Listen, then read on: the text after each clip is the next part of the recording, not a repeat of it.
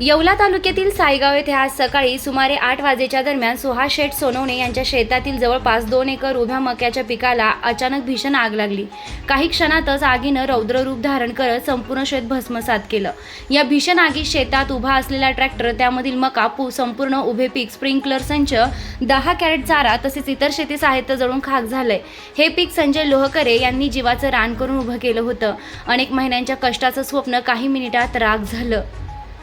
घटनेची माहिती मिळताच शरद सोनवणे, संजय पुंड, संजय लोहकरे, वसंत निघुडसर, दौडे, निलेश पुंड तसेच ग्रामस्थांनी तात्काळ धाव घेत आग आटोक्यात आणण्यासाठी शर्थीचे प्रयत्न केले।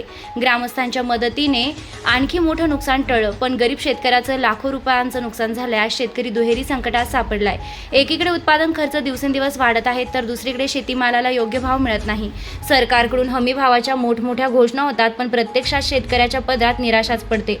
कांदा रस्त्यावर फेकण्याची वेळ येते, मका कवडीमोल दरानं विकावा लागतो आणि संकट आलं की पंचनामे, कागदपत्र, आश्वासनांच्या फेऱ्यात शेतकरी अडकून पडतो। शेतकरी हा देशाचा पोशिंदा आहे म्हणायचं, पण त्याच पोशिंद्याच्या जखमेवर फुंकर घालण्याऐवजी त्यालाच वाऱ्यावर सोडण्याचं काम सुरू आहे का, असा संतप्त सवाल आता ग्रामस्थांमधून व्यक्त होत आहे।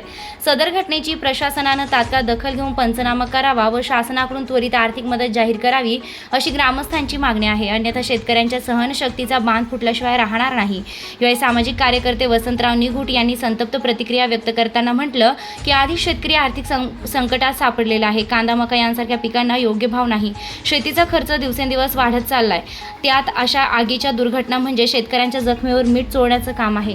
सरकारनं फक्त घोषणा न करता प्रत्यक्ष मदत केली पाहिजे। या घटनेचा तात्काळ पंचनामा करून संबंधित शेतकऱ्याला त्वरित आर्थिक मदत द्यावी, अन्यथा शेतकऱ्यांचा शासनावरील विश्वास उडाल्याशिवाय राहणार नाही। शेतकरी जगला तरच देश जगेल, हे सरकारनं लक्षात घ्यावं।